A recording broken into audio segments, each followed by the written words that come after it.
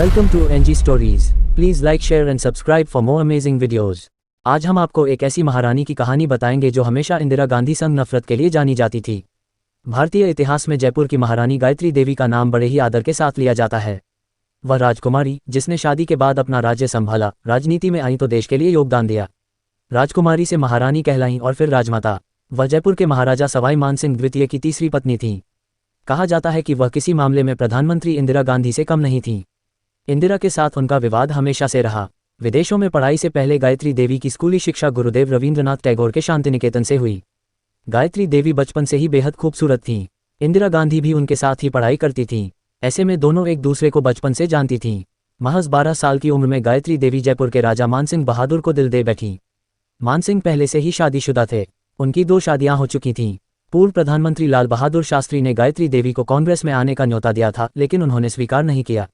उन्होंने 1962 में कांग्रेस पार्टी के खिलाफ स्वतंत्र पार्टी से चुनाव लड़ा और कुल 2,46,516 में से 1,92,909 वोट पाकर रिकॉर्ड बना दिया। इतनी बड़ी जीत के लिए Guinness book of world record में उनका नाम दर्ज हुआ। इंदिरा ने उन्हें शीशे की गुड़िया कह दिया था। इमरजेंसी के दौरान इंदिरा के विरोधी नेताओं को मीसा एक्ट के तहत गिरफ्तार कर जेल भेजा जा रहा था। गायत्री मुंबई में इलाजरत थी तो बच गईं, लेकिन जैसे ही दिल्ली पहुंची उनके यहाँ इनकम टैक्स का छापा पड़ गया। उन्हें conservation of foreign exchange and prevention of smuggling activities act के तहत जेल भेज दिया गया। वह 6 महीने जेल में रहीं। उन्हें जेल में रहते हुए माउथ अल्सर हो गया था, लेकिन इलाज के लिए अनुमति देने में 3 हफ्ते लगा दिए गए। जेल में उनके साथ अमानवीय व्यवहार किया गया, लेकिन उन्होंने हार नहीं मानी। 6 महीने जेल में रहने के बाद वह पेरोल पर बाहर आईं। गायत्री देवी और इंदिरा गांधी के बीच रंजिश आजीवन बनी रही।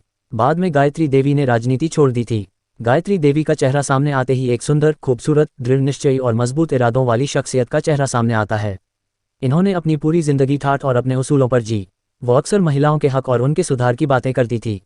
29 जुलाई 2009 को 90 साल की उम्र में गायत्री देवी का देहांत हो गया। ये थी कुछ ऐसी बातें गायत्री देवी के जीवन की। धन्यवाद।